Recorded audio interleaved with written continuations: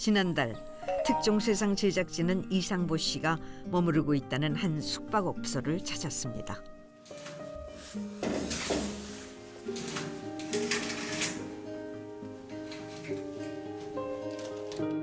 그런데 어딘가 분주한 모습. 객실 냉장고에 물을 채워넣는 일부터 주변 정리까지 청소를 하는 듯합니다. 여기서 일하시는 거예요? 예, 그냥 이제 제가 여기서 생활하니까 이런 거라도 제가 좀 도우면서 해서 그래서 나가신 분들 이제 청소하고 방 청소하고 하필 또 이때 오셨네요. 네.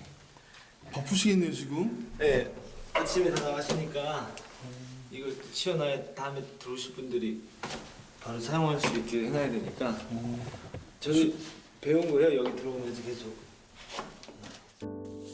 사건 직후 이곳으로 왔다는 이상보 씨. 되도록 몸을 빠르게 움직이며 시간을 보내고 있다고 합니다. 와, 과자 먹는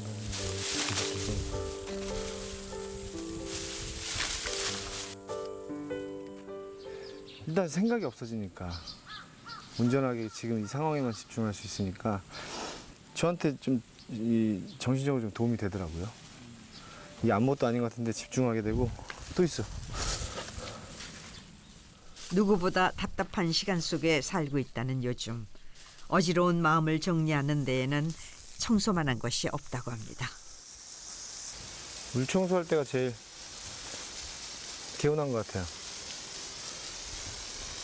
이유가 있으세요? 다 쓸어 내려가라고. 말끔히 씻어내고 싶다는 그날의 기억. 대체 그날 무슨 일이 있었던 걸까? 누워지죠. 아벌. 아, 오셨어요, 형님. 찾았어? 네. 선생님 어떻게 되세요? 여기 저를 이제 불러주신 여기 가평 저희 감독님 수상 스키 감독님이시면서 여기서 운영하고 계신 제 지인. 지금은 이제 상부 보호자로 같이 있어요. 네. 가족이 없는 상보 씨를 걱정해 따뜻한 밥 한 끼라도 해줄 생각으로 이곳으로 불러들였다고 합니다. 식사 차려주신 우리 그 안에 계신 분이 어떻게 되세요? 저희 사랑스러운 와이프. 네, 안녕하세요. 식사 준비를 다 해주시네요. 네, 여기서 많이 거의 다 해서 먹어요. 상보 씨가 집밥을 많이 안 드셔가지고 많이 안 드, 혼자 살고 많이 안 드시니까 웬만하면 차려주는 잘 먹겠습니다. 하지만 이렇게 마주 앉아 함께 식사를 할 수 있게 된 것도 며칠 되지 않았다고 합니다. 처음에는 장난 아니었어. 심각했어. 얼굴 나보고 이렇게. 근데 사람의 얼굴 아니었잖아. 그래서 제가 그래서 한두 번 거울을 보고 그다음부터 거울을 아예 못 봤어요. 나도 내 모습이 얘가 누구지? 그래서 이렇게 밥 먹는 것도 한동안 제가 밥을 거의 안 먹었잖아요. 못 먹었어. 네. 그냥 거의 물 먹고 커피 마시고. 이런 얘기가 좀 뭐하지만 이게 혼자 두면은 잘못된 판단을 할까봐 아주 잘못된 판단을 할까봐 불려들었습니다. 충분히 그럴 수 있거든요.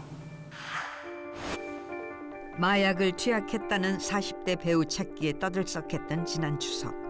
강남 한복판에서 약에 취한 듯 걸어가는 영상 속 인물이 이상보 씨라고 공개되며 논란은 더욱 커졌습니다.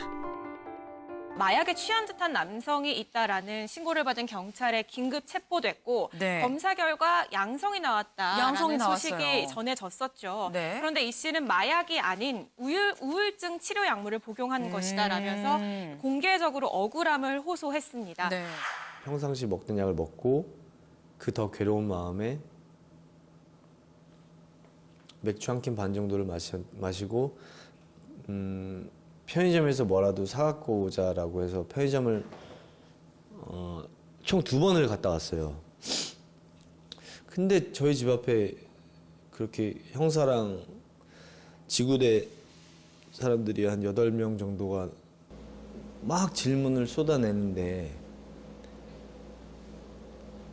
마약을 했냐는 얘기를 했을 때 너무 이게 무슨 상황인가 생각이 들었고. 당시 간이 검사에서 마약 양성 반응을 확인 후 긴급 체포를 결정했다는 경찰. 그런데 문제는 곧 이어진 대학병원 검사에서는 음성 반응이 나왔다는 겁니다.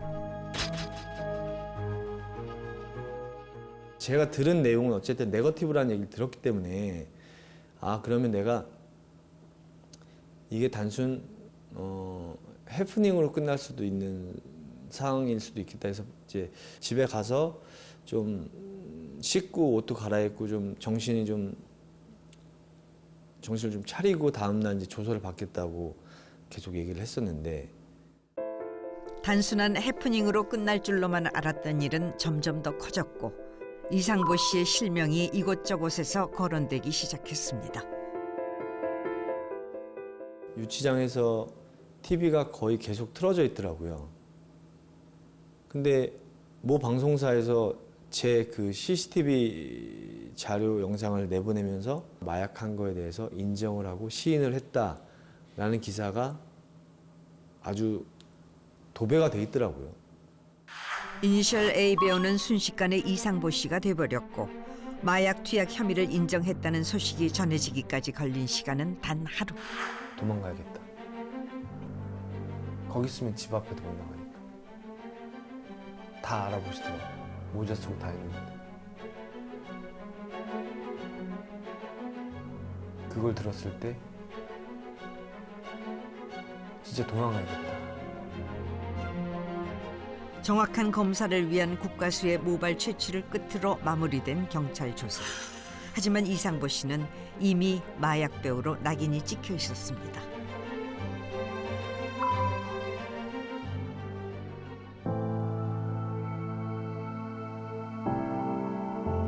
점점 커지는 소란과 대중의 시선을 피해 도망치듯 오게 됐다는 이곳.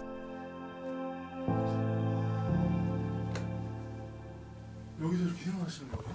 네, 그냥 진짜 급하게 옷만 챙겨서 와서 여기 행거도 여기서 그냥 지하실에 있는 거 창고에 있는 거 갖고 와서 그냥 걸었고 그냥 일단 흐트러놨어요. 정신이 없어서. 옷가지며 필요한 것들은 손에 우선 잡히는 대로 챙겨왔다는데요.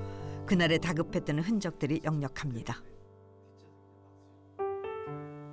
저도 진짜 갑자기 밤에 거의 도피성으로 여기로 와서 뭐 뭘 챙겼는지도 모르겠고 그냥 쇼핑백 같은 거 그냥 큰 백이 있길래 어디다 다 쟁겨서 왔는데 그래도 뭐 지낼만 해요.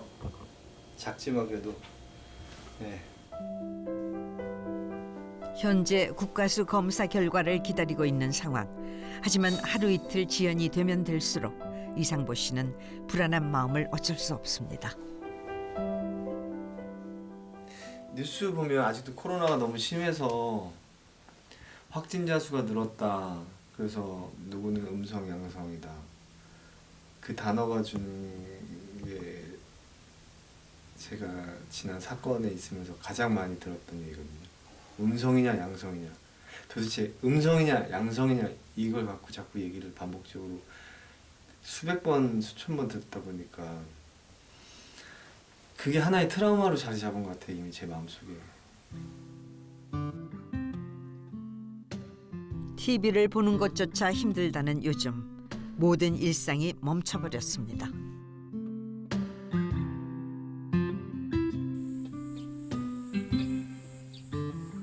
더디게 흘러가는 하루가 또 시작되고 오늘은 웬 소포가 도착한 듯한데요. 이 박스는 대만에 계신 팬분이 보내주셨더라고요. 너무 많이 좋은 걸 보내주셨네. 손편지까지 쓰신 것 같은데.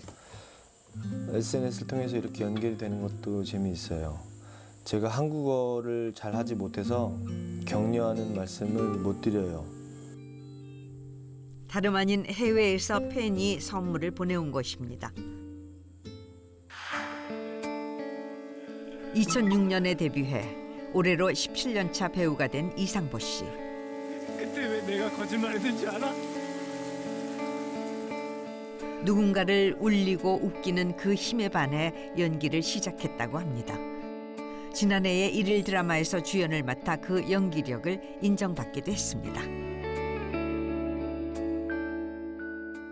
제 이름을 걸고 제 이름이 나가는 거 보면서 너무 신기하기도 했었고, 아버님 어머님 같은 경우는 막 떡 돌리고 그랬어요, 시골에서. 상보야.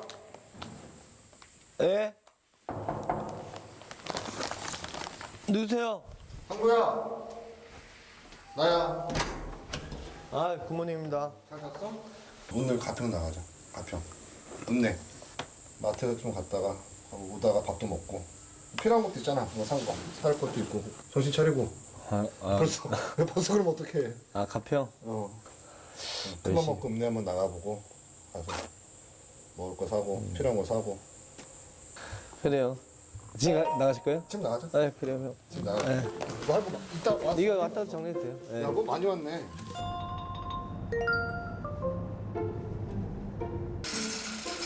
필요한 것은 그때그때 사서 쓰고 있다는데요. 오늘 사러 온 것은 당장 필요한 속옷입니다. 급한 대로 그냥 당장 입을 뭐 옷이랑 이런 거밖에 안 챙겨와서. 속옷도 못 가지고 오신 거예요? 네, 속옷 보니까 제가 입고 있었던 거랑 하나 있더라고요. 그래서 계속 입고 빨고 했었는데 오늘 이렇게 나온 김에 좀 이렇게 사놔야지. 저쪽으로 해야 될까 아마. 나온 김에 필요한 것들을 좀 더 사가기로 했습니다. 그런데 무언가 불안한 듯 주위를 살피는가 싶더니 모자까지 푹 뒤집어 쓰는 상보 씨.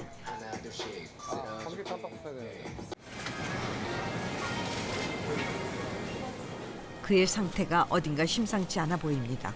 대체 무슨 일인 걸까?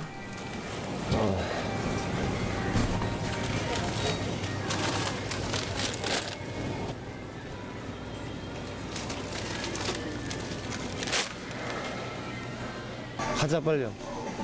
갈까? 빨리 가자. 답답해? 못 있겠다. 나가자. 일단은 알다시피 저 친구가 이제 공황장애도 조금 있고 폐쇄 공포증도 있고 여러 가지라고 신경안정제를 복용하고 있는데 이제 신경안정제는 지금 많이 줄인 걸로 알고 있거든요. 그러니까 바쁘고 사람들이랑 많이 같이 있고 하면은 본인도 이제 많이 밝아졌어요. 지금은 그나마 밝아지고 하니까 그런 부분에 좀 초점을 두고 있어요.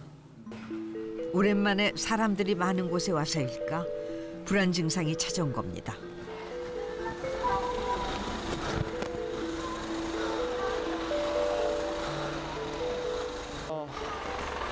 이제 좀 숨막히고 그래갖고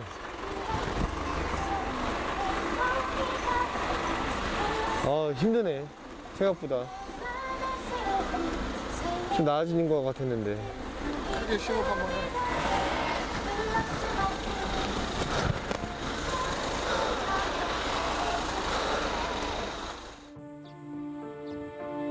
홀로 싸워야 할 것들이 많지만 그중 하나가 다름 아닌 불안 증상입니다. 그런데 이곳은 어디일까? 웬 바위 밑으로 들어가는데요.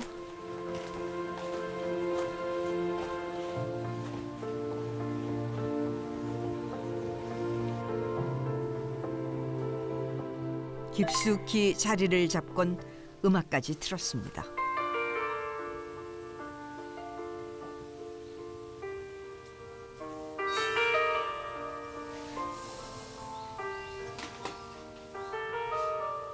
산책하다 우연히 발견했다는 이곳 동굴. 불안할 때면은 종종 찾아오곤 한다는데요. 조용한 음악과 함께 잠시 앉아 있으면은 마음이 좀 진정이 된다고 합니다.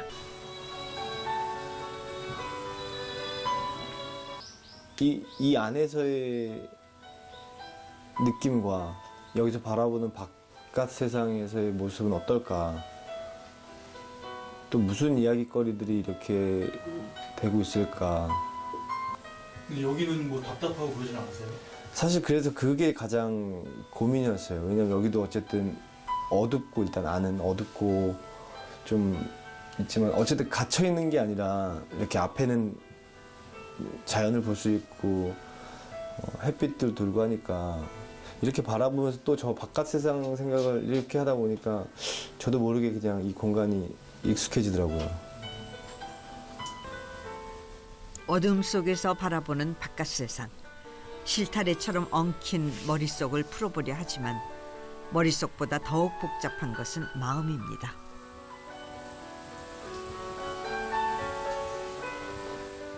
지금으로선 국가수 검사 결과를 기다리는 게 전부. 상보 씨는 그렇게 한참을 동굴 속에 앉아만 있었습니다.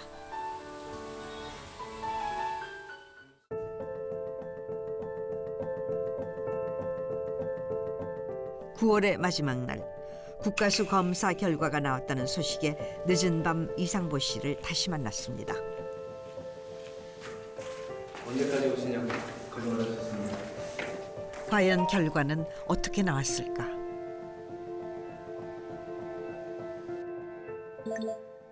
그냥 뭐 문자 아까 사실 이 문자 다 해요. 국가수 결과. 이게 강남경찰서 담당 조사관이 형사가 저한테 보낸 문자 메시지예요.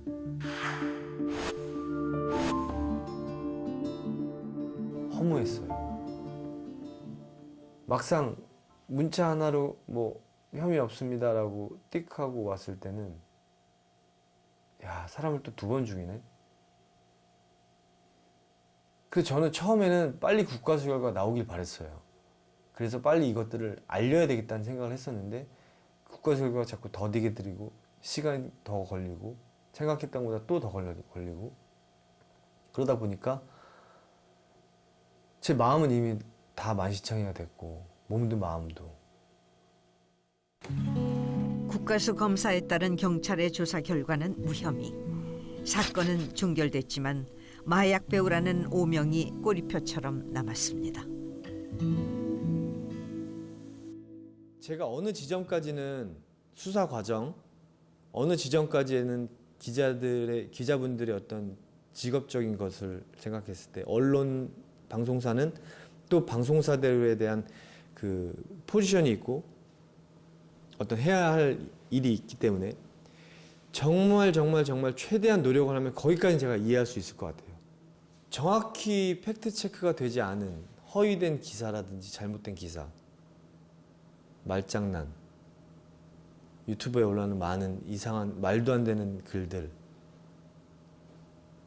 없어졌으면 좋겠어요. 그 고통은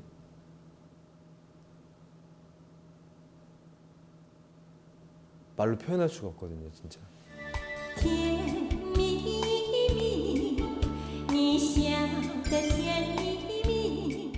1990년대 홍콩 영화 천밀밀의 OST로 큰 사랑을 받았던 노래 천밀밀. 중화권 최고의 가수 등려군이 불러 선풍적인 인기를 끈 곡이기도 합니다. 당시 제2의 등려군으로 불리며 천밀밀을 리메이크해 국민가수 반열에 올랐던 이가 있습니다. 제가 신고 다닌 신발이 한 사람 월급 정도 신발. 그래서 제 그 신발 하나 때문에 사람들이 몰려다니고 그런 적이 있어요. 일명 중국의 연예인 공무원이라 불리는 국립가무단에 17살의 나이로 입단하는 영예를 누렸던 웬청수이.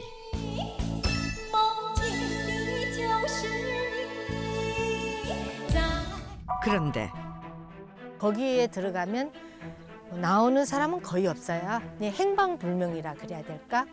감옥에 가도 면회가 안 되는 그런 것이거든요. 뜨거웠던 인기는 온데간데 없이 돌연 중국에서 자취를 감춰버린 겁니다. 그런데 30년이 흐른 지금 그녀의 소식이 들려온 곳은 경남의 한 시골 마을.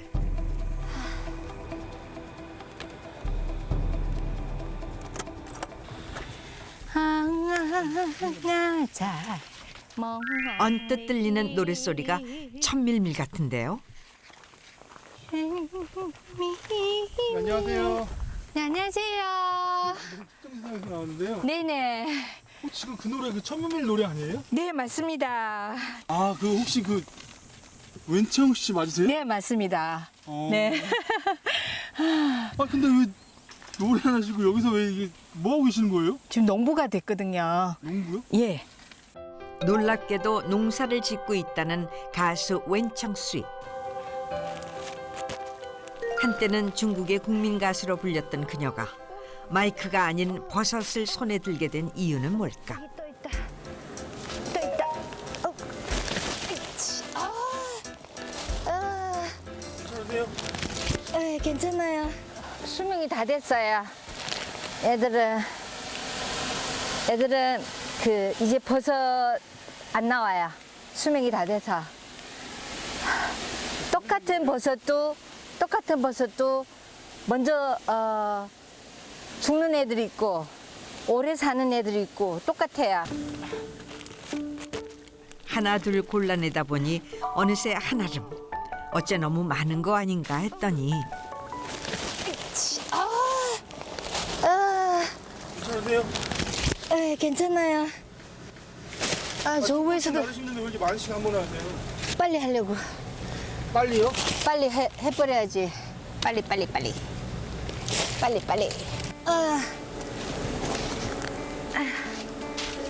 힘들어. 일도 일이거니와 가만히 있어도 땀이 줄줄 흘러내리는 더위 때문에 곱절은 더 지친다는 요즘.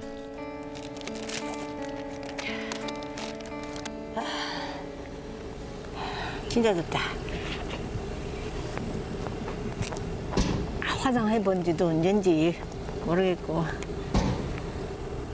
그 유명세를 떨쳤던 그 가수 웬청 씨는 안 보여요. 그게 좋아요. 그게 좋고 사람들이 막 연예인이면 막 아우 더워라.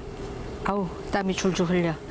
연예인이라면 그냥 막 절제된 막 그런 거였었는데 저도 평생 그래 살아왔는데 지금 이렇게 하고 이렇게 앉아 있으면 뭔가 내려놓는 것 같아서 너무 편해요. 좋아요. 이곳에서의 생활은 마음을 내려놓는 것의 연속. 그녀가 내려놓고 싶었던 건 무엇일까? 그날 오후 햇볕이 마르니까 냄새 안 나고 좋다.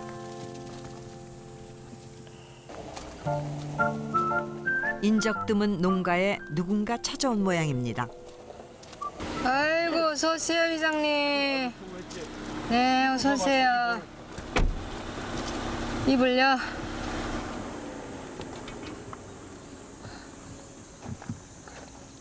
회장님이요? 예 회장님.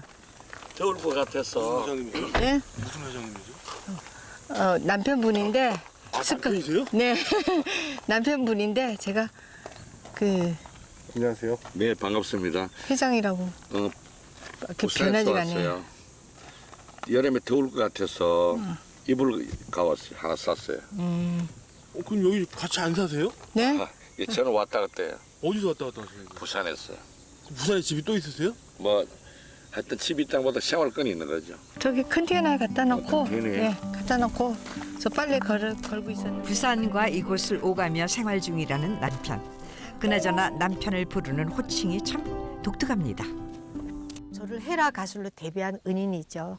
저한테는 은인이죠. 그래서 저는 뭐 여보야 뭐 자기야 말을 전혀 쓴 적 없어요. 지금도 회장님이에요. 호칭으로 회장님이라고 그러세요? 네.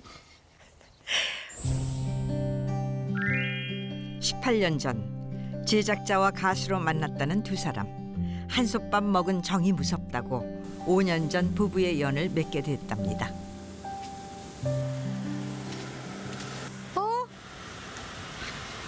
뭐야? 큰일 났다. 큰일 났다니까. 그래가 아니라 야 멈췄다. 조금 전까지만 해도 멀쩡했던 가습기에 무슨 문제라도 생긴 걸까요?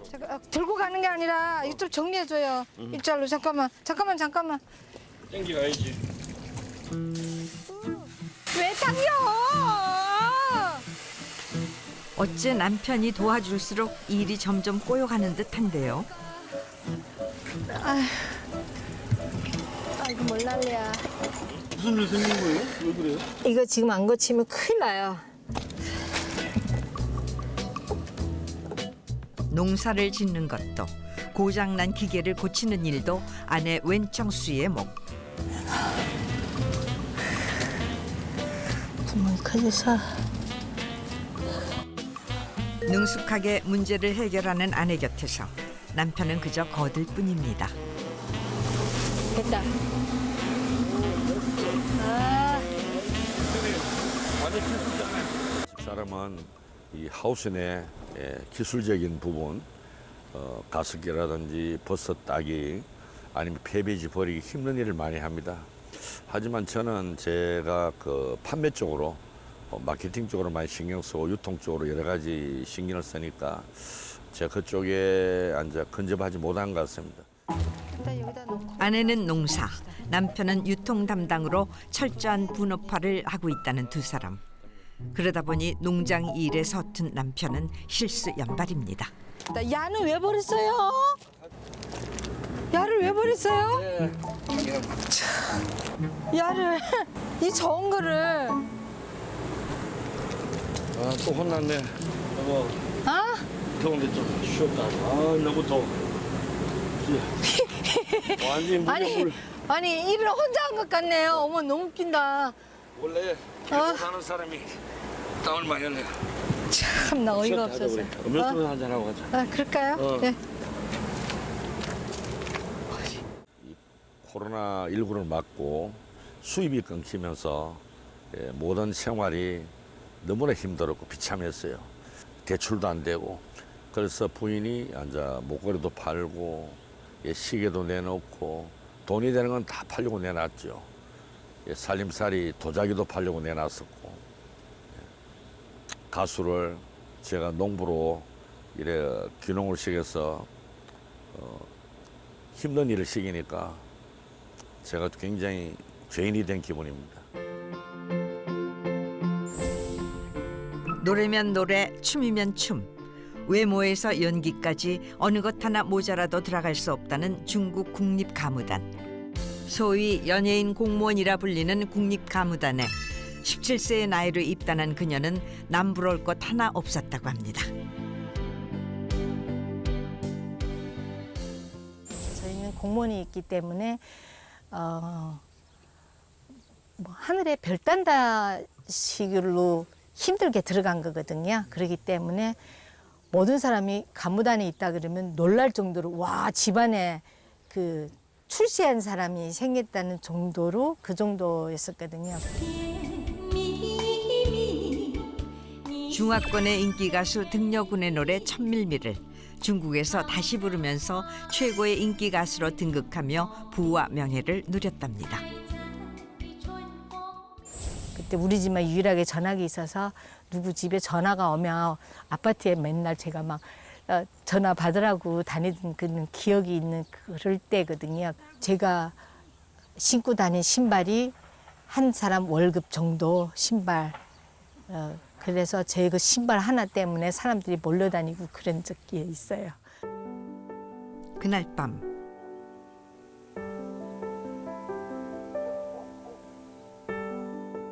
매일 밤 잠자리에 들기 전 꼭 해줘야 하는 일이 남아있다고 합니다. 그럼 뭐 하시는 거예요? 파라핀이라고 손가락 관절염 치료제예요. 뜨거우니까.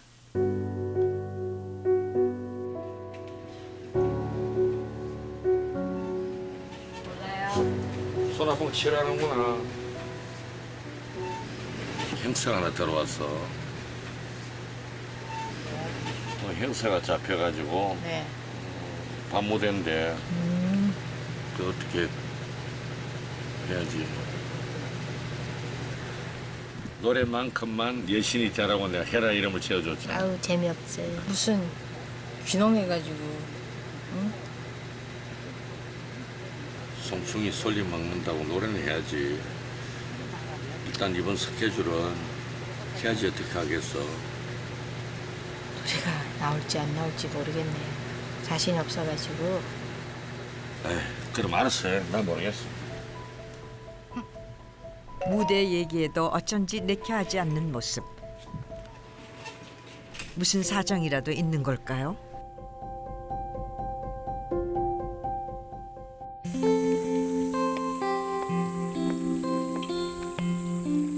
다음 날 이른 아침부터 인근에 위치한 한 사찰을 찾은 웬창수이. 네, 몸도 많이 아프고 가족 생각도 많이 나고 그래서 한번 왔어요. 네. 간절한 기도를 올리는 웬창수이. 그녀의 절실함은 대체 어디에서 비롯된 걸까? 공황장애가 왔어요. 제가 공황장애가 와가지고 굉장히 심하게 와가지고 막 불도 못 켜고 막 부들부들 떨고 막 쇼크하고 그랬었거든요. 노래를 할 수 없는 무대가 없어진다는 거는 저희들이 일자리가 없어진다는 거거든요. 거기에 바로 생계가 달려 있고 생계가 달려 있으면 수입원이 줄어든다는 거잖아요. 거기에 이제 저가 무서운 거예요. 두렵고. 제가 아주 아끼는 테이프인데 완전 옛날 테이프예요. 저희 추억이 들어있어요. 추억. 이제는 보기 힘든 카세트 테이프. 과연 어떤 추억이 들어있는 걸까?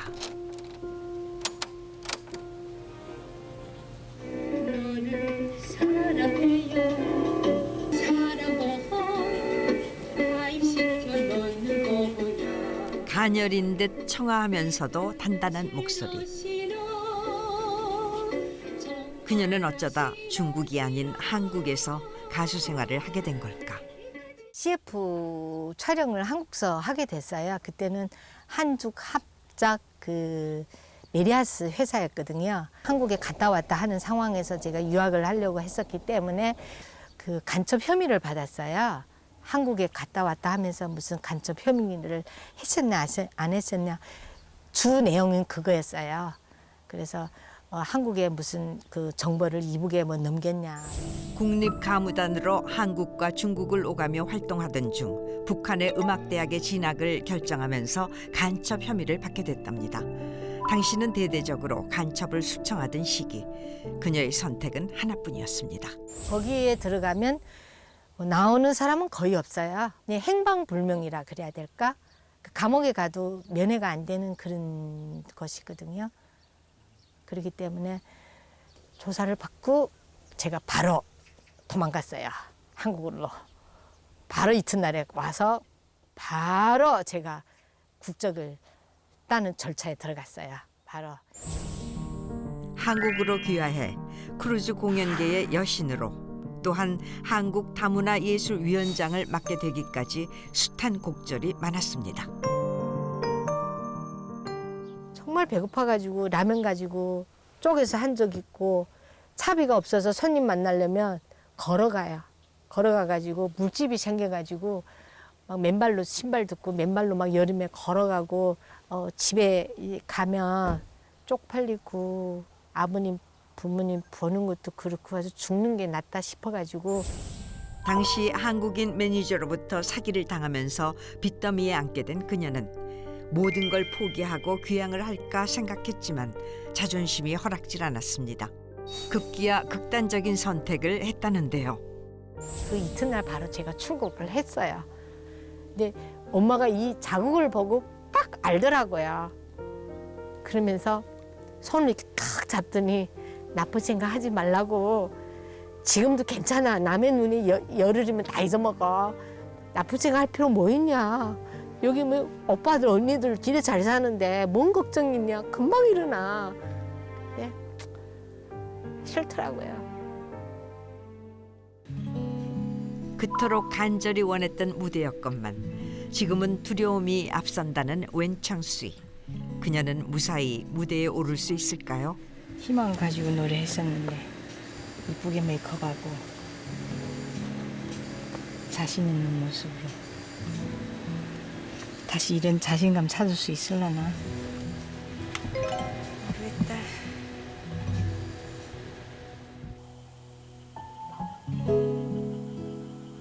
거래처는 주로 손님들이 고기를 직접 골라서 주문하는 정육 식당들이랍니다. 안녕하세요. 한번 확인해 주실래요? 오늘 단체 손님 있어요? 네. 몇 분?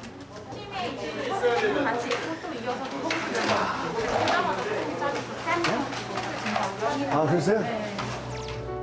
당일 배송이 원칙이다 보니 거래처에서 갑자기 추가 주문이 들어오면 언제든 배달을 나가야 하는 상황. 그러니 일상이 5분 대기조 신세. 선생님 근데 식사를 이렇게 하세요?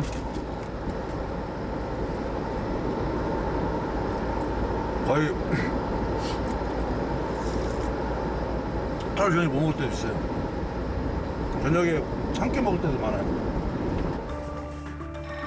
감초 연기로 대중의 사랑을 받던 그가 배우 생활을 뒤로 하고 낯설기만 한 육가공 일을 시작한 이유는 무엇일까요?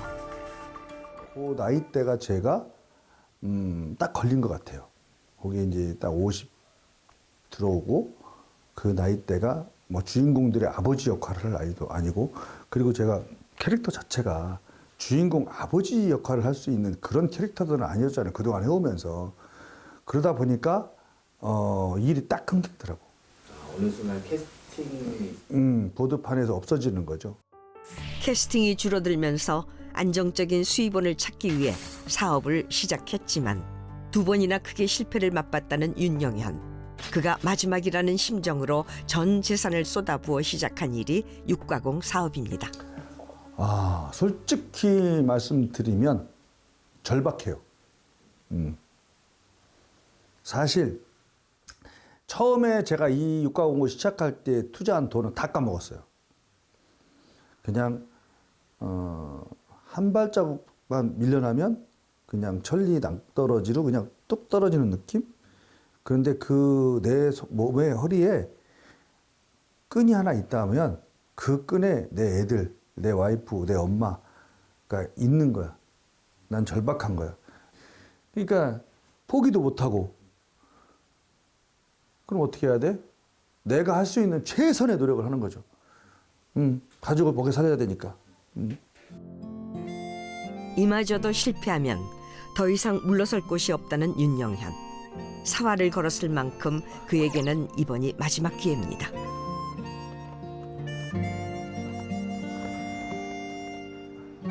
그가 늦은 밤까지 일을 멈출 수 없는 이유죠. 아니 50개라도 그게 많냐? 이건 뭐니? 하려고 그랬니? 네, 안심이 상당히 많아가지고. 그랬어? 아, 장사가 잘 돼요. 손님들로 꽉 찬 거래처 식당. 어려운 경기에도 불구하고 다행히 그가 납품한 고기를 맛있게 먹는 사람들.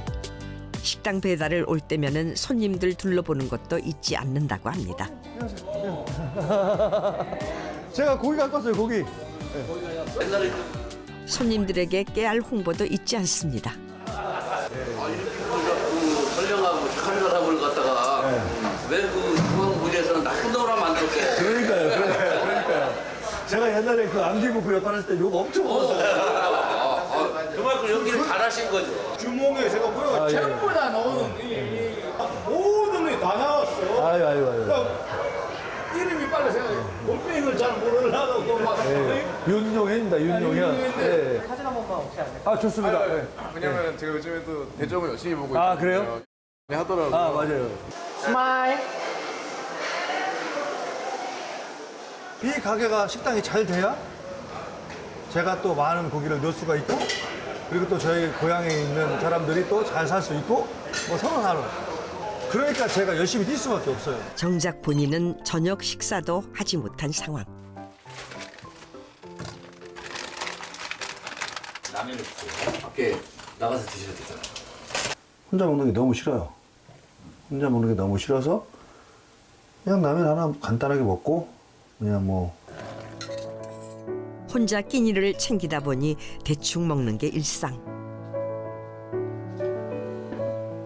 라면에 김치가 전부지만 고단한 하루 마무리하는 데는 뜨끈한 라면 국물이면 족하답니다. 또 전자레인지 안 되고 바로 넣으면 바로 라면도 먹을 수 있고 밥도 먹을 수 있고. 사람 좋아하던 그였지만 언제부턴가 편해진 혼자만의 시간. 인기 많았을 때는 사람들이 와 안녕하세요 안녕하세요 도끼 아저씨 뭐 신영균 씨 아니세요 막 이래요. 물론 지금도 그런 분들 많이 있지. 그런데 그때는 10명이면 10명 다 그렇게 안녕하세요 어떻게 오셨어요 근데 혼자 하세요 이리 와서 식사하세요 이런데 요즘에 10명 중에 한 8, 9명은 저 사람 연예인인데 야 혼자 와서 야 많이 힘든가 봐 이렇게 들려. 그냥 여기 와서 라면 끓여 먹는 게 그냥 편해요. 네. 물론 그 사람들이 저한테 다 그런 시선을 주는 건 아니지만 제 자격지심일 수 있죠. 근데 그냥 그래요. 활동이 줄다 보니 자연스럽게 사람도 피하게 되었답니다. 93년 데뷔한 후 오랜 무명 생활 끝에 공전의 히트작에서 도끼 역할을 맡으며 이름을 알리기 시작한 윤영현. 맨날 깡패 역할, 건달 역할, 무슨 온갖 그냥 여자 괴롭히는 역할을 다 하다가 온갖 나쁜 역할을 다 하는데도 불구하고 내가 누군지도 모르게 그냥 살았죠. 그게 사람들한테 그게 한 5, 6년 이상 갔죠. 7년? 그러다가 이제 99년도에 왕초라는 드라마에서 최고 히트작 왕초에서 도끼. 그것도 도끼도 처음부터 나온 게 아니에요. 한 중간에 초반부에 한 4개 정도 나오는 거야. 감독님이 말씀하셨는데 내가 머리를 싹 밀고 가가지고 도끼 모양을 딱 만들고 가니까 감독님이 이놈 미친놈이 아니냐고. 넌 나 왜 머리를 다 밀고 왔냐고. 막 박장돼서 한 거야. 사람들이 막 도끼 재밌다고. 그러면 감독님께서 야 도끼야 너 계속 나와야 되겠다. 그래가지고 끝까지 나왔어요. 이후 야인시대에서 신영균 역을 맡으며 성공 가도를 달린 배우 윤영현. 악역으로 나온 드라마마다 성공을 거두며 악역 전문 배우라는 타이틀까지 얻었습니다. 돈도 많이 버셨겠어요. 많이 벌었죠. 많이 벌었죠. 더 많이 벌 수 있었는데 그냥 안 벌은 것도 있어요. 뭐냐면 우리 때는 밤무대라는 게 있었어요. 나이트클럽 같은 거. 근데 그런 걸 안 했어요, 저는. 모 선배님께서 배우는 그거 하면 안 된다고. 근데 그 선배님 진짜 미워 죽겠어. 그 당시 저요, 딱 한 번 했었거든요. 부산 가가지고 해운대에서 30분에 1,100만 원인가 받았어요. 그때 그랬어요, 저 페이가. 그렇게 대중에게 얼굴을 알린 뒤 성공 가도를 달리던 그가 갑자기 드라마에서 사라진 이유는 뭘까? 저는 사실은 배우이잖아요. 배우이면서 연예인이다 보니까 드라마 수입보다는 부수적인 수입이 더 많았어요. 그러니까 뭐 이런 거지. 뭐 무슨 행사장에 사회를 본다든지 아니면 결혼식이라든지 뭐 칠순, 팔순 사회 보고 그러니까 생활하는 데는 아무 지장이 없었던 거예요. 방송하면서. 그런데 코로나 바이러스가 딱 나오면서 모든 행사가 다 취소됐잖아요. 수입이 그냥 빵이야, 빵. 출연 드라마 없지. 행사 없지. 한 6개월 되니까 이렇게 지나다 보면은 나 거지 되겠네? 그럼 뭐 해야 되지? 라고 고민하던 찰나에 그래도 내 고향이 홍성이고 한우에 대해서 좀 알고 친구하고 또 하던 가닥이 있어서 이 돈을 가지고 한번 해보자고 뛰어드는 거예요. 유일한 수입이었던 행사까지 사라지면서 어쩔 수 없이 낯선 사업의 길로 들어서야만 했다는데요. 네. 자기야. 네. 타이밍은? 타임이 있어요. 바꿔주세요. 뭐 하고 있어? 지금 샤워하고 시험 공부하고 있었어요. 시험 공부? 역사. 도현이는 뭐해? 아유 아빠. 아니 저 수업 거의 다 풀었는데 엄마가 계속 더 풀어요. 뭐라고? 수학 많이 풀었는데 엄마가 계속 더 풀어요. 엄마가 왜 더 풀으라고 그러지 우리 아들한테? 아들이 공부를 잘 못하나? 잘하죠. 잘하죠 우리 아들. 아들 얼굴 한번 보여줘봐.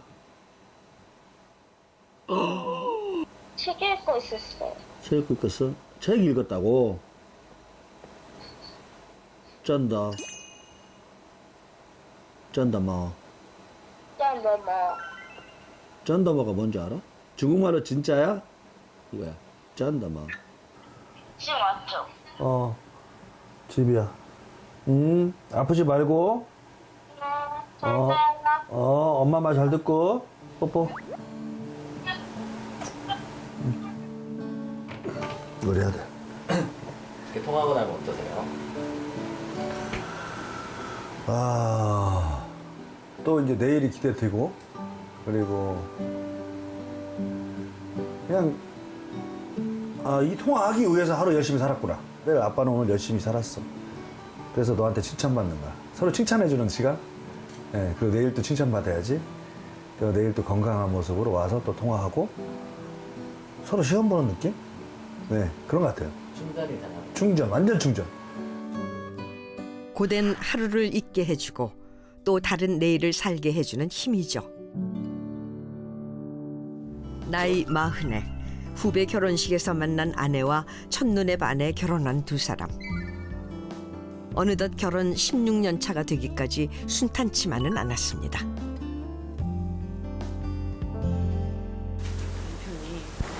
공황장애가 있거든요. 근데 여기 딱 왔을 때 내 안방보다 더 작은 데서 여기서 내가 어떻게 살으라고 하죠. 미쳐버리겠다면서 막 이러더라고요. 근데 적응을 해가니까 해야 하고 또 해가니까 이제 여기가 내 숙소다 생각하고 적응하는 것 같아요. 그러면서 볼 때 너무 남편한테 고맙고 또 안쓰럽고 또 미안하고.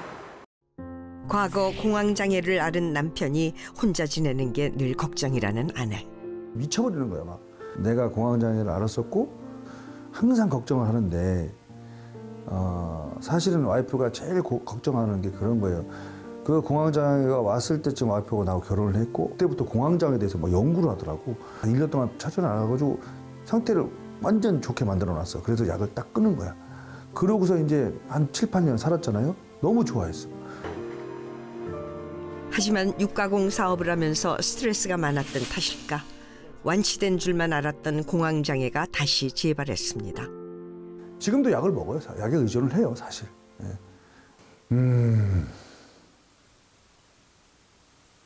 정말 몰랐으니까. 내가 돈을 투자를 하고 정말 모르는 걸 시작을 했는데 누군가를 믿는 사람이 있었을 거 아니에요? 이 사람을 너무 믿은 거지. 근데 이 사람이 하자는 대로 끝까지 가면 안 될 것 같은 거를 내가 아는 게 불과 얼마 안 돼요. 내가 다시 몸이 안 좋아서 병원에 가서 그 약을 타기 시작했는데 솔직히 잠을 깊게 잘 수가 없어요. 옛날에 배우였으니까 막 인기도 많은 그런 배우였으니까 그럴 수 있겠죠. 그냥 반장이 방송 나와서도 내가 폼 잡고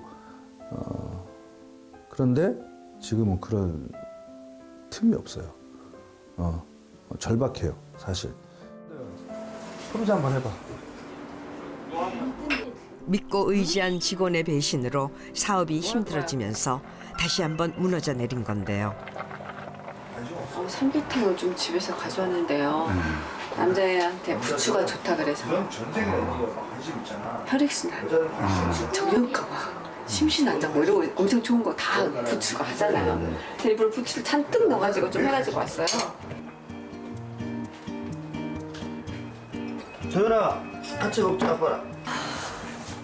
가족들 앞에선 힘든 내색을 좀처럼 하지 않는 남편을 위해 아내가 준비해온 삼계탕. 오랜만에 아내가 만든 따뜻한 집밥입니다.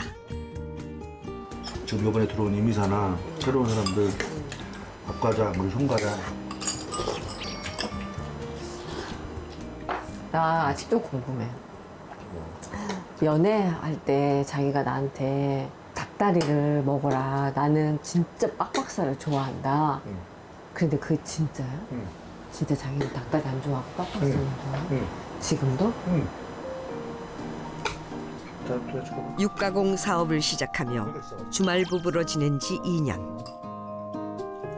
힘든 시간이었지만 그리운 만큼 서로를 위하는 마음은 더 끈끈해졌습니다. 아 형님. 야 오랜만이다 오랜만이야. 잘 지냈어? 그럼. 안 그래도 너 궁금했었어. 그랬어요? 우리 배우 변우빈 형님. 안녕하십니까. 반갑습니다. 선배님 안녕하십니까? 네. 나는 악역, 형은 조은혁. 아이 뭔 얘기야. 들어가자. 둘 다 연기자이면서 한 동네 이웃 사촌이라는 두 사람.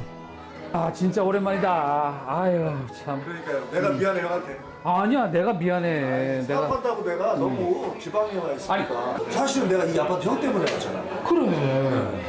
다니가 초등학교 가는데 형 어디로 가야 되는 형이 야 여기로 와 여기가 너무 좋아 그래서 내가 여기로 왔는데 그게 벌써 초등학교 6년에다가 7년 8년 거의 9년 전 얘기야. 9년 전에 형이랑 나랑 사우나에서 한 번 딱 만나가지고 우리 애들이 그러지 아빠 저 하면 봤어요 뭐라지 분리수거 맞아. 분리수거하고 있어. 배우이자 가장으로서 공감대가 많아 만나면은 대화가 끊이질 않는다고 합니다.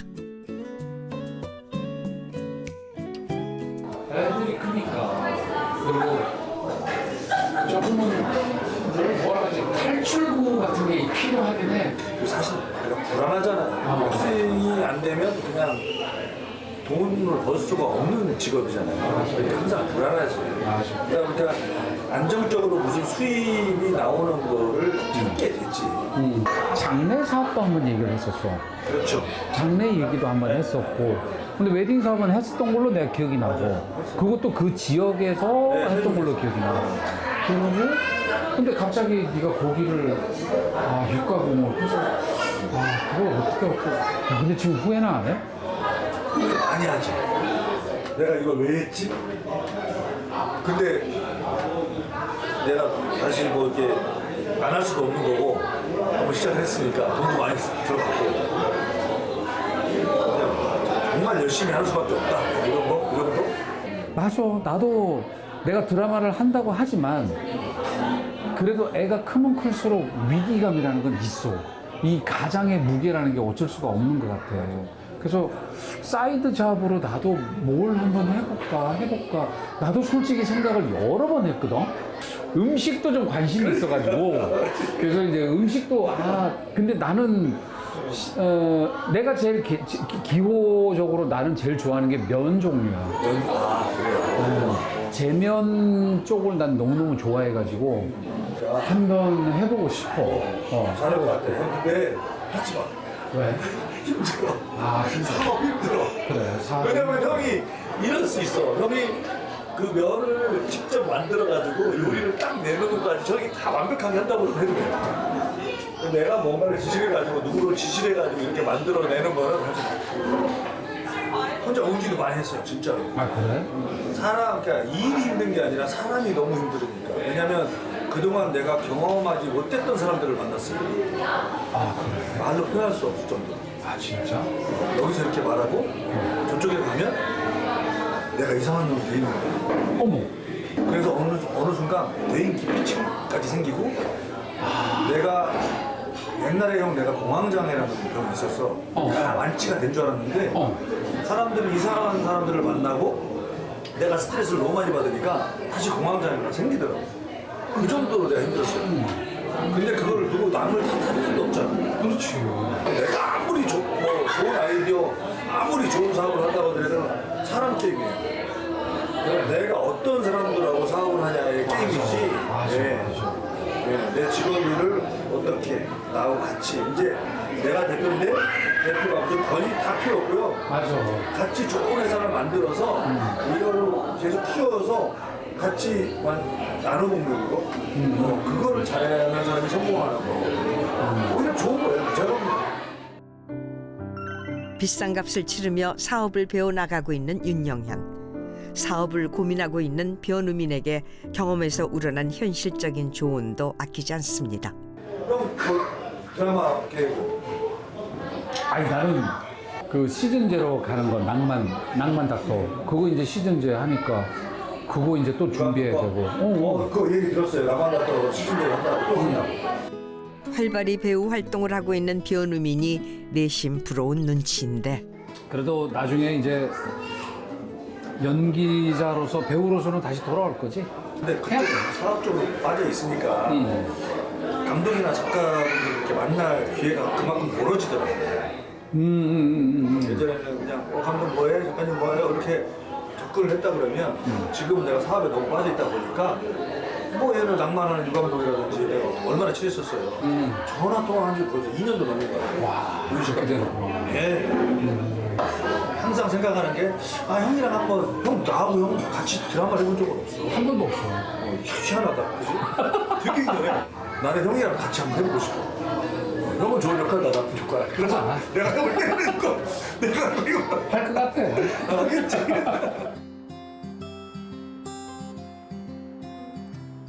개그맨 김용을 다시 만난 곳은 서울 방배동의 한 빌라. 네, 누구세요? 아유, 이게 또 이렇게 누추한 곳까지 오셨어요. 아유, 근데 집이 왜 이렇게 어두워요? 항상 좀 이렇게 좀 있습니다. 근데 특별히 오셨으니까 불을 켜드려야 되겠네. 너무 어두운 것 같아요. 불 한번 켤까요? 원래 잘 불 안 켜는데. 방 구경 해드려야 되겠네. 이제 깜짝 놀랄 놈 있습니다. 저만의 또 작품 세계가 있습니다. 들어오시죠.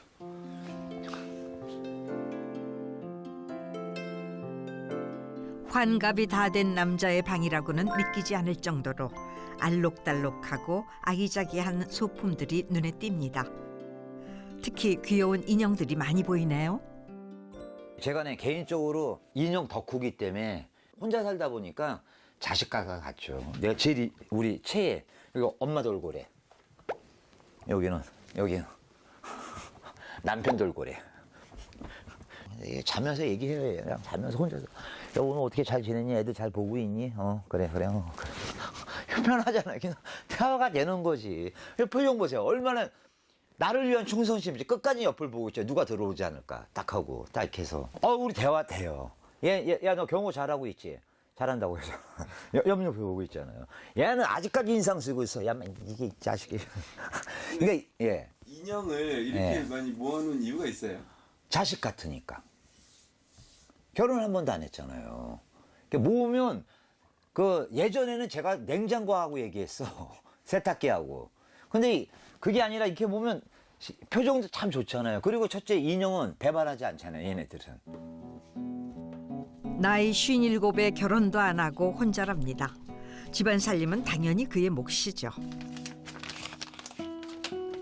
요즘 밀키트가 워낙 다양하게 나오는 덕에 혼자서도 그럴듯한 요리를 해먹을 수 있다는데요.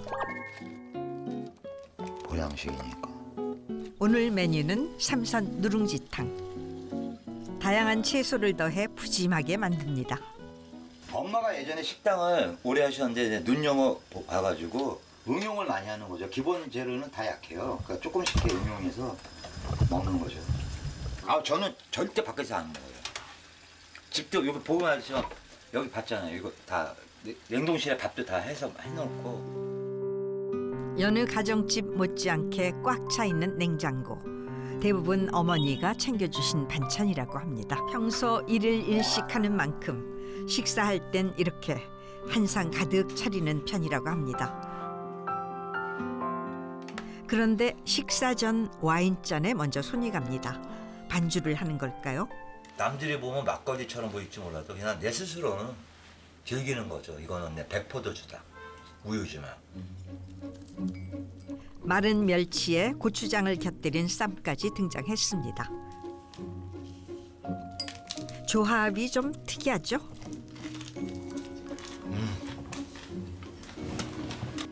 여기 멸치도 렌즈에 한번 딱 돌리면 먹어보면 진짜 고소함이 있죠. 이게 별미라니까.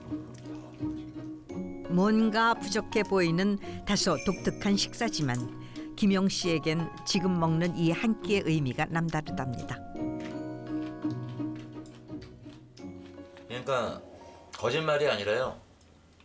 하루에 일어나서 술, 점심에 술, 깨고 술, 안주는 또 안 먹어요. 그냥 술만 여기서 먹는 거야. 그러니까 살이 한 57kg까지 빠지고 몸몸에 힘이 없어가지고 형님 그때는 밥은 전혀 안 드시고 오직 술만 하신 거예요? 힘이 없으니까. 살이 빠지고 하니까 힘이 없으니까 밥을 먹을 수가 없는 거죠. 2년 전까지만 해도 먹는 거라곤 술뿐이었다는 개그맨 김용. 대체 그가 온종일 술에 취해 살았던 이유는 무엇일까요?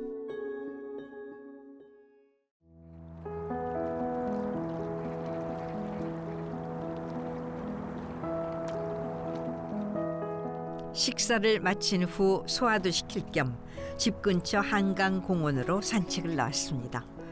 술에 의지해서 살던 때에는 이렇게 외출하는 것도 쉽지 않았죠. 요즘은 하루 1시간 이상은 꼭 밖에 나와서 걷는다고 합니다. 교향악단입니다. 우리 새 오케스트라. 와, 너무 좋다. 오, 새들 봐.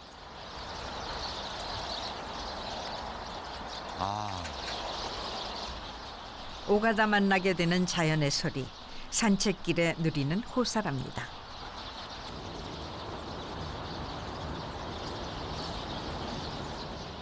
새들의 합창에 맞춰 갑자기 지휘를 하기 시작하는데요. 한껏 집중한 모습. 의학과 과학을 이기는 게 있어요. 그게 뭔지 아십니까? 자연이에요. 아무리 내가 좋은 비싼 약을 먹고 다 필요 없는 게 이렇게 걷고 이런 새소리. 이거 우리 입장에서는 이게 교향악단이야. 오케스트라가 아니라 세케스트라. 좋잖아요. 이게 있는 만병통치죠. 요즘 자연의 경이로움에 푹 빠져 있다는 김용. 어느덧 가을을 맞은 한강공원 곳곳을 온몸으로 느껴봅니다. 한참을 걸었으니 이제 휴식을 취할 시간. 산책을 나오면 꼭 이 벤치에 앉아 숨을 돌리곤 한대요. 그런데 조금 전과는 달리 표정이 착잡해 보입니다. 잠시 후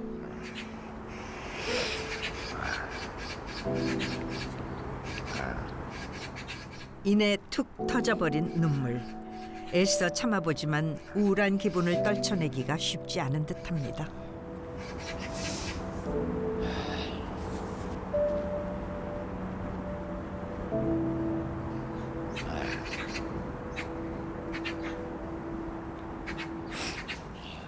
그는 지금 어떤 감정에 휩싸여 있는 걸까요? 그리고 대체 이 눈물의 의미는 무엇일까요? 그는 말없이 눈물을 훔치며 한동안 벤치를 떠나지 못했습니다. 그날 오후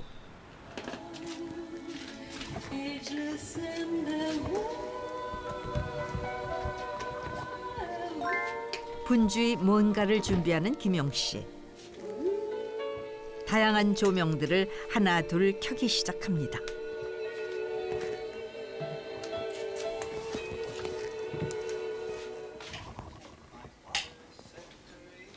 시트지로 창문을 다 막아둔 탓에 형광등을 끄면은 대낮에도 집안은 암흑 상태.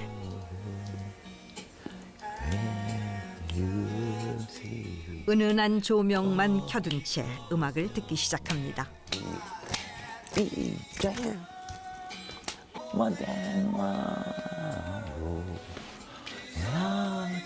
한껏 심취한 모습. 그런데 굳이 불을 끄고 빛을 최소화한 상태에서 음악을 듣는 이유가 궁금해집니다. 근데 지금 뭘 하시는 거예요? 이게 제가 개발한 거죠.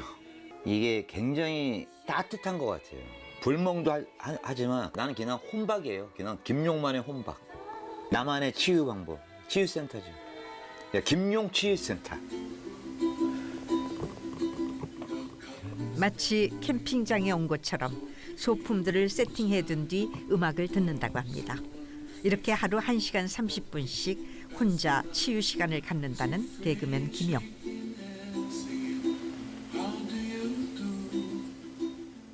하지만 감정 조절이 쉽지는 않아 보입니다.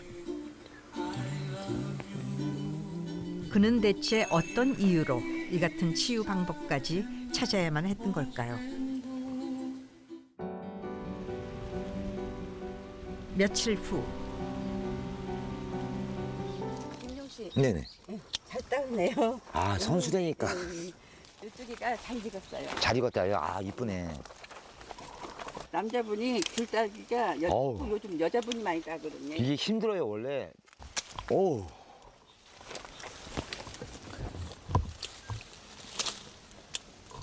예전에 한번 할 때, 아우, 거의 한 5천 개 딴 것 같아. 아우, 지금 나이가 들어서 힘들어가지고.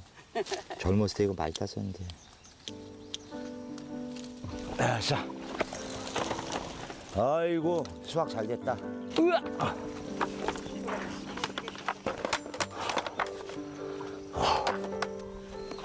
안 끌려. 어우. 갑자기 제주도까지 날아와서 땀을 흘리는 이유는 뭘까요? 살려고.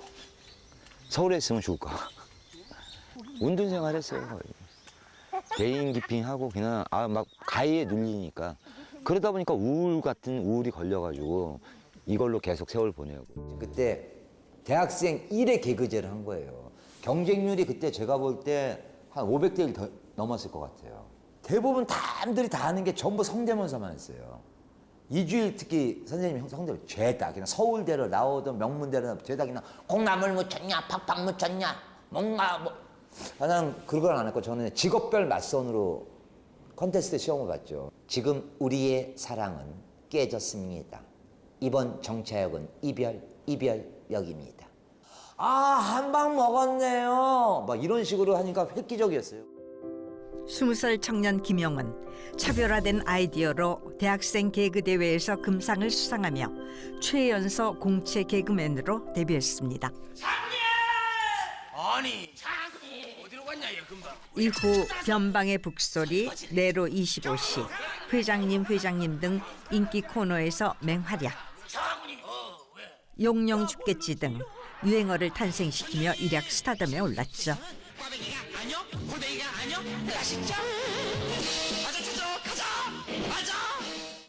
거짓말이 아니라 21살인 내가 한 달에 3천만 원 벌 때니까. 밤업소 6군데 뭐 그다음에 대학교 축제 기능 다 하고 다니고 방송을 제가 그때 한 6개 정도는 기본. 그러니까 돈이 어떻게 들어온지도 모르는 거지. 그냥 뭐 그리고 팬레터를 막 하루에 막 2,000통 이상 들어오고 최연소니까 20살 때 들어갔으니까. 찬란했던 젊은 시절이 아직 생생하건만 어느덧 그의 나이 57. 개그맨 김용이라는 이름을 내려놓은 지도 10여 년이 넘었습니다. 긴 공백 기간 동안 서울과 제주도를 오가며 생활해왔다고 하는데요. 예전에는 엄청 자주 왔었죠. 그러니까 치료하러 왔어요. 여기서 만약에 제주도가 없었으면 저는 죽었어요. 죽음까지 생각할 정도로 힘든 세월을 보냈답니다. 대체 그에겐 무슨 일이 있었던 걸까요? 세상의 빛이 뜨겁게 질 때까지 한참 바다를 바라보다 다시 길을 나섰습니다.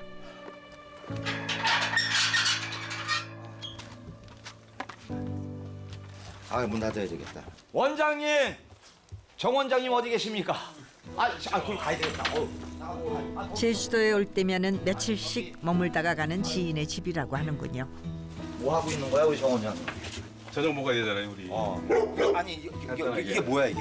이게 이제 부시리. 이게 부실이구나. 제주도에 저의 그 모든 병을 고쳐주시는 전 원장님이라고 합니다. 제주 주치. 한 10년 10년 정도 됐는데 그때는 굉장히 뭐 안 좋을 때 만났지. 굉장히 힘들어하고 우울증 있고 막 진짜 페인 다 됐을 정도로. 김용 씨가 제주도에 올 때마다 직접 잡은 생선으로 진수성찬을 차려준다는 정현섭 씨. 오늘도 예외는 아닙니다. 애인인 줄 알아요. 여기 이 동네 소문났었어요. 사귄다고 둘이. 너무 고맙게 이렇게 챙겨준 사람이 왔어요. 올 때마다 요거 좀 이것도 조금 요거 나 이거 좀 먹게. 10년 전 SNS를 통해 인연을 맺었다는 두 사람.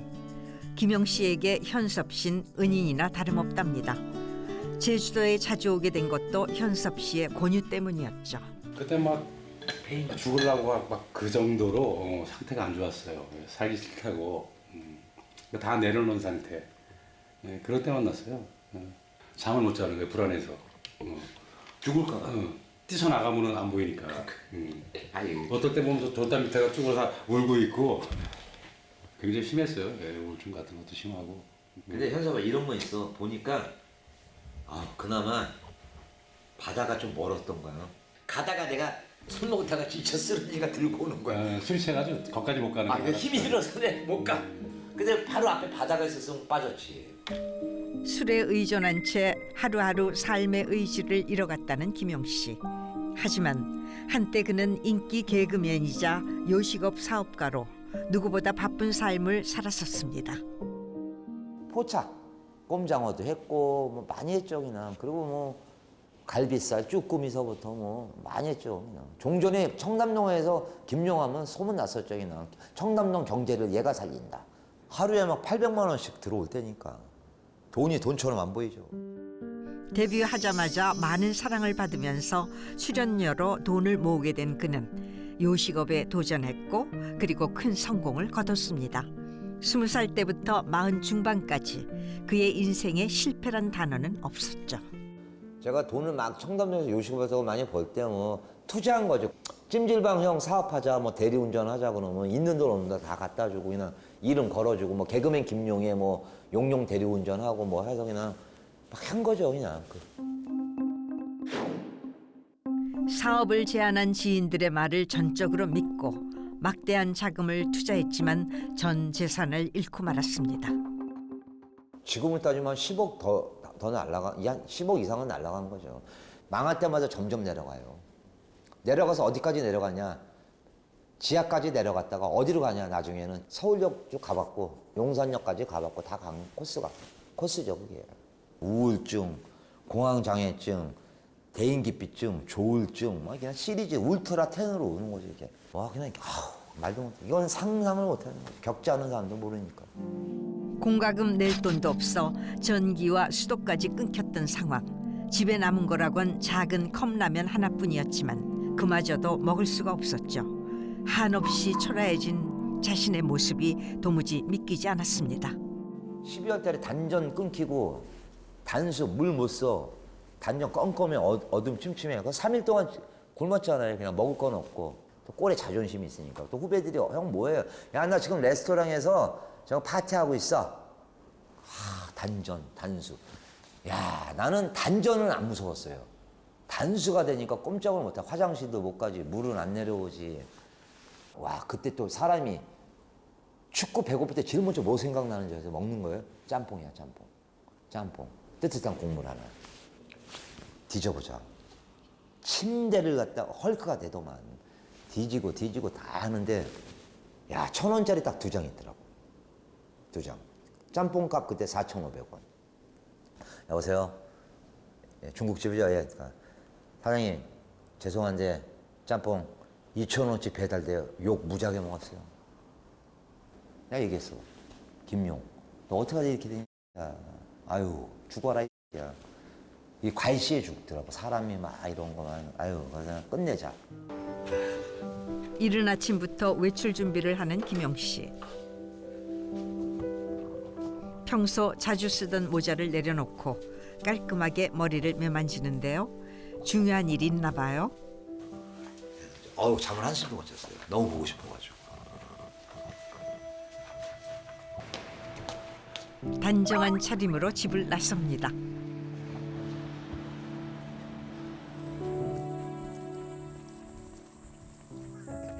그런데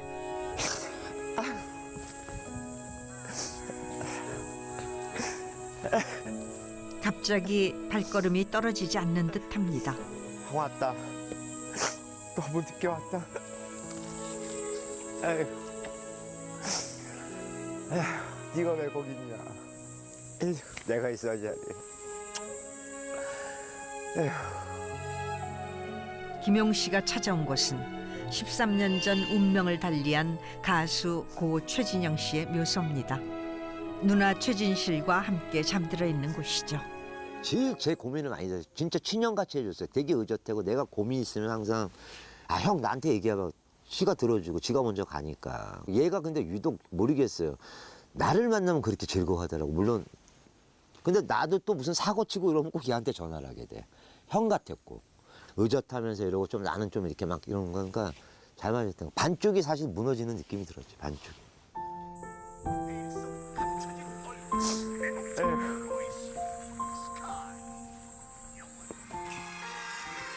군대 선후임으로 만나 제대 후에도 각별한 인연을 이어왔다는 두 사람. 김용 씨가 연예계에서 유일하게 진짜 친구라고 말할 수 있을 정도로 가까운 사이였답니다. 진영아, 13년 만에 만 이 노래 끝까지 듣는 거야. 에휴, 시키. 일 힘들 때마다 형 위로도 해준 놈인데. 에휴.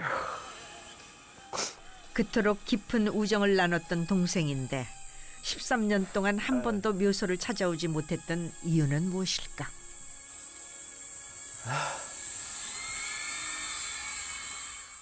12시인가 좀 넘은 것 같아요. 그냥 느닷없는 전화. 최진영 딱 좀 불안하더라고. 받으면서 12시가 넘었어. 여보세요? 항상 당당해 걔는. 형 어디야? 그래서 왜? 그랬더니 여기 어딘데? 형 나 지금 택시 타고 갈게 그러더라고. 12시 좀 넘었죠. 그래서 왔어. 형, 딱 웃으면서 그러는 거야. 형, 나 좀 웃겨주면 안 돼? 그래서 내가 뭔 소리 하고 있으면 내가 언제 너 안 웃겼니? 이러면서도 나도 섬찟해. 그거 막 재밌게 깔깔대고 웃었어요. 얘랑 나랑 웃다가 막 웃더니 형 고마워 그러더라고. 그래서 내가 뭘 고마워 인마 너와 나 사이에. 형 그래도 항상 나 힘들 때마다 막 웃겨줘서 고맙다는 거. 그러니 얘가 갑자기 화장실을 가겠다고 해가지고 술 한잔 먹고 갔다 와. 탁 나간 거야.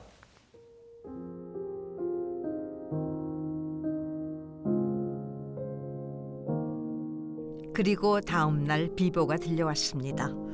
화장실에 간다던 뒷모습이 마지막이 될 줄은 상상조차 하지 못했죠. 마음의 병이 깊어지자 또 다른 지인의 죽음까지 자신의 탓이라고 여겨지기에 이르렀습니다. 종철이 형도 마찬가지예요. 마지막까지 나랑 술 먹고 그 다음날 사고 나고. 근데 나는 그걸 잊을 수 없는 거야. 그들의 그 눈빛 있잖아요. 그게 나는 그리고 좀 한 번 더 잡아줄 거야. 그게 그냥 죄책감 아닌 죄책감으로 밀려온 거지 나는. 그게 13년 걸린 거예요 거의 그게. 근데 내가 이걸 봐도 지구상에 나 같은 사람이 몇 명 없는 것 같아. 이럴 수가 없는 거지. 이럴 수가 진짜.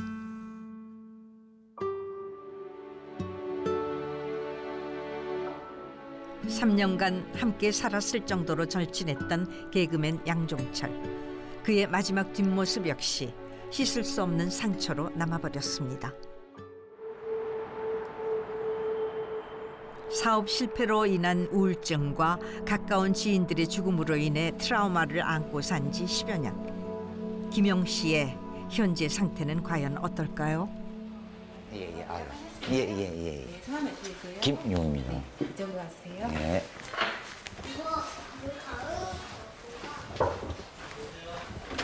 김용님 오셨어요? 네. 안녕하세요. 네. 예. 어떤 일로 여기를 좀 찾게 되셨습니까? 어떤 문제를 갖고 지금? 저 같은 경우는 우울 같은 우울이 오고, 난 대인기피증도 오고, 대인기피에다 조울증도 오고. 그래요? 정신건강의학과 진료를 받은 적은 없어요? 있었습니다.